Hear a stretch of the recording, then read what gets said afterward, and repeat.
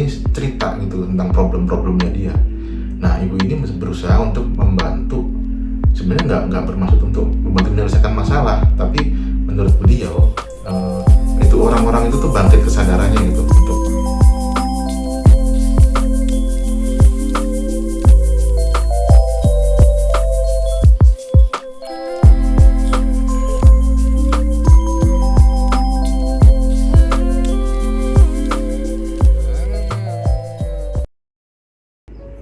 Assalamualaikum warahmatullahi wabarakatuh.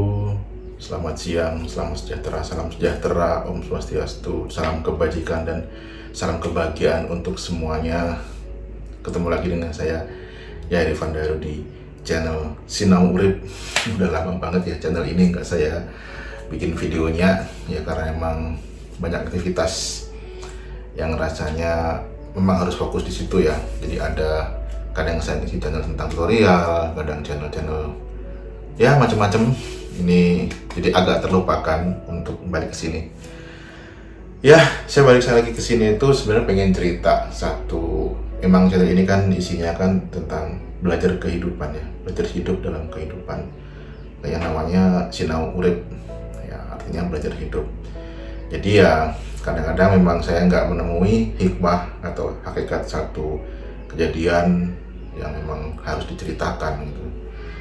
Nah, ini saya dapat pengalaman yang sebenarnya cukup seru ya, cukup menarik ya untuk diceritakan. Jadi kejadian ini tuh waktu saya sedang ada di Jogja ya. Jadi beberapa minggu lalu saya sedang liburan sekolah bersama anak-anak ke Jogja, dan kebetulan kami booking hotel itu agak buru-buru ya, karena memang sedang libur sekolah, jadi banyak hotel yang full gitu. Dan dapatnya tuh kebetulan karena saya sambil melukis, itu tiba-tiba istri nge-share, ini hotel ini aja gitu, murah, bisa langsung saya booking, udah saya bayar. Dan ternyata pas nyampe hotel itu zonk, artinya emang hotel ya dalam tanda kutip kurang bagus dan kurang layak lah, dan memang gak sesuai dengan spesifikasi ketika booking. Jadi kami harusnya berempat dengan extra bed, itu nggak dapat extra bed, dan saya akhirnya tidur di lantai. Intinya ceritanya kayak gitu. Saya sebenarnya biasa aja gitu, mau tidur di lantai, mau di mana, mau di tanah juga biasa aja. Tapi mungkin karena ya namanya anak-anak, kadang-kadang kan kok hotelnya begini sih segala macam, ada kegelisahan itu yang memang pada akhirnya tuh menimbulkan vibrasi yang kurang nyaman lah gitulah artinya. Tapi ya kalau buat saya sendiri sih ya udah dinikmati saja apa yang memang sudah terjadi saat ini gitu. Ya, itu hal yang wajar, hal yang biasa sebenarnya, kejadian yang biasa. Terus yang menarik itu kita emang nggak expect semuanya itu terjadi gitu ya. Jadi udah gitu di sana itu sangat sulit. Kita kan memang selalu order ini ya, taksi online ya, karena memang satu libur sekolah, jadi sangat sulit untuk order, ditolak terus gitu ya, mau kemana-mana susah. Akhirnya mau gak mau stay di hotel itu dengan kondisi yang nggak enak gitu. Nah, pada akhirnya ya udah kita cari makan di sekitar situ, dan kita akhirnya makan waktu sarapan itu di warung Banyuwangi depan hotel persis gitu. Jadi di warung itu sebenarnya makanannya sih biasa gitu. Jadi karena memang deket ya udah pesan Indomie aja gitu. Saya juga nyobain makanan nasi dan sayur lauknya itu juga nggak terlalu istimewa gitu. Jadi saya akhirnya ngopi juga di situ dari pagi, ngopi, pesan pisang goreng, ngobrol-ngobrol lah sama istri sama anak di situ. Karena yang kecil ini suka main handphone gitu, jadi ya udah, jadi ya memang hiburannya dia itu ketika kondisinya itu nggak menyenangkan, ya nggak mau dikasih lah gitu. Nah, ini ada satu cerita. Jadi suasana itu tuh menggambarkan suasana mungkin kelihatan pada gelisah gitu anak-anak. Ini si ibu warung ini sambil senyum-senyum gitu lah gitu. Ya pakai singkat cerita, anak dan istri kembali ke hotel untuk mandi. Saya masih terusin ngopi dan ngerokok di situ sambil menikmati pisang goreng dan nambah satu kopi lagi karena emang pengen ngopi. Dan tiba-tiba si ibu warung ini, warung Banyuwangi ini ngajak ngobrol gitu. waktu itu ngobrolnya sih, Mas kalau bisa anaknya itu jangan sering-sering main handphone gitu kan. Ya itu benar juga sih, artinya saya pikir sih simple itu, umum lah orang ya umur beliau itu mungkin sekitar 60-an umurnya ya, sedangkan saya masih 40-an. Jadi sangat wajar ketika seorang ibu di generasi X ke atasnya, mungkin baby boomers ya, itu berpikiran seperti itu. Nah kan kalau kita kan udah ya kondisi sesuatu sekarang itu kita memahami kenyataan atau kasus nyatanya memang seperti itu gitu ya. Udah kalau emang zaman sekarang anak-anak pada main handphone ya sudah, emang itu waktunya begitu. Mungkin memang ada evolusi yang kita nggak tahu perkembangan otaknya seperti apa gitu.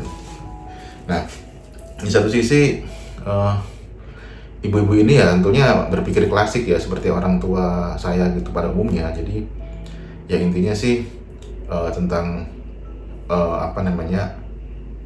himbauan gitu untuk kalau bisa lebih banyak main fisik segala macam berapa dari situ awalnya mulai obrolan gitu. Nah saya sambil ngopi masih sambil rokok, jadi kita akhirnya memulai obrolan, intinya seperti itu. Jadi istri saya sama anak-anak udah pada balik, udah pada ke hotel, mungkin mandi, saya jadi ngobrol sekitar jam 9 pagi gitu.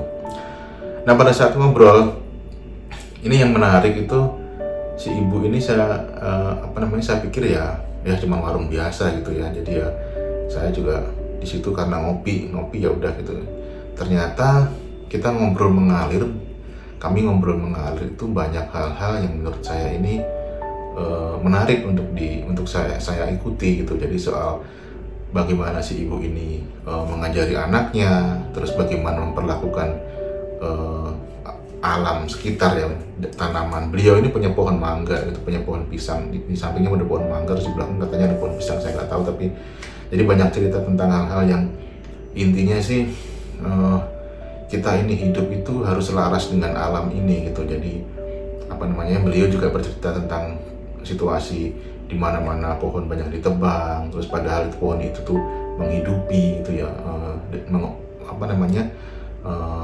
memproduksi oksigen, menyerap karbon dioksida dan segala macam. Buahnya juga kita petik seperti pohon mangga, dan beliau ini nggak terlalu peduli dengan dijual apa enggak, ketika matang itu dibagi-bagi seperti itu ya, seperti pada umumnya orang tua zaman dulu. Tapi yang unik ini, knowledge si ibu ini menurut saya cukup bagus gitu, ada pemahaman tentang itu gitu, dan punya kesadaran yang bisa dibilang lebih tinggi ya dibanding pada umumnya gitu. Jadi memang ya ini poin pentingnya dan saya bikin video ini tuh sebenarnya adalah satu nilai gitu, bahwa kita itu mungkin ya, nggak tahu ya, saya mungkin ya kadang-kadang itu masih berpikir ngapain sih ngobrol di warung gini gitu, cuman ngobrol gitu. Tapi kita nggak tahu ternyata di balik itu tuh ada sesuatu yang kita nggak tahu gitu. Jadi nilai utamanya itu jangan underestimate sih sebenarnya kayak gitu. Jadi kita nggak boleh awal ketemu orang itu langsung meskipun vibrasinya mungkin terasa nggak enak itu, mungkin nanti ngobrolnya begini, belum tentu gitu kan. Kadang-kadang kita mungkin bisa ketemu preman atau ketemu orang gila, mungkin ODGJ gitu, atau siapapun itu bisa jadi itu menjadi media kita untuk belajar gitu. Nah ini saya jadi ingat kata-kata wali itu bisa datang dari siapapun gitu, ilmu itu bisa nyampe ke kita itu dari siapapun itu, karena Tuhan sebagai kenyataan semesta yang tak terbatas ini itu bisa memberikan pemahaman, kesadaran kepada kita tuh, bahkan lewat, nggak harus lewat manusia gitu, mungkin bisa jadi lewat batu atau lewat awan, lewat daun, lewat apapun. Jadi memang disitulah cara semesta atau ketuhanan ini tuh memberikan kesadaran, pemahaman kepada siapapun yang dikehendaki itu. Jadi untuk membuat satu kesadaran baru yang ditularkan. Contohnya seperti ibu ini gitu. Kadang-kadang ya itu kan kayak otomatis ya, kebiasaan kita tuh merespon itu, ngapain sih ngobrol begini gitu. Dan itu ternyata secara nggak saya sadari itu jam 9 sampai jam 12 siang itu saya ngobrol lama, dan ada satu knowledge gitu yang saya serap dari ibu itu gitu. Jadi seperti saya menyerap ilmu, entah itu ilmu atau inspirasi atau apa sebutannya gitu. Nah jadi ya poin-poin pentingnya ini yang saya serap dari ibu itu tuh dari obrolannya yang mungkin kalau saya ceritakan ini panjang banget ya. Jadi si ibu ini tuh warungnya tuh nggak terlalu laris, dia bilang gitu. Tapi banyak orang yang ketika datang itu tiba-tiba tuh beliau memancing obrolan, terus orang-orang ini cerita gitu tentang problem-problemnya dia. Nah, ibu ini berusaha untuk membantu. Sebenarnya nggak bermaksud untuk membantu menyelesaikan masalah, tapi menurut beliau itu orang-orang itu tuh bangkit kesadarannya gitu untuk oh iya ya aku harus begini ternyata ya harus begini gitu ya. Jadi hal-hal sederhana, kalimat-kalimat sederhana yang beliau sampaikan itu seperti kalimat bijak gitu. Jadi ya itulah serunya ya kalau menurut saya. Jadi kita nggak boleh underestimate. Nah, dari obrolan-obrolan ini saya menyimpulkan bahwa beliau ini memiliki dua prinsip. Yang prinsip ini itu menurut saya ini sangat penting ya, yang bisa jadi kalau hampir di semua kepercayaan agama atau pedoman hidup, dua prinsip ini tuh selalu berdampingan gitu. Dan ini adalah prinsip Jawa, dua prinsip ini. Nah, beliau bilang itu orang hidup itu mas, yang pertama itu harus nerima yang pandum, yang kedua itu harus sadar mau nglakoni ya gitu. Jadi ini dua prinsip ini tuh orang Jawa, prinsip Jawa, falsafah Jawa itu dua ini.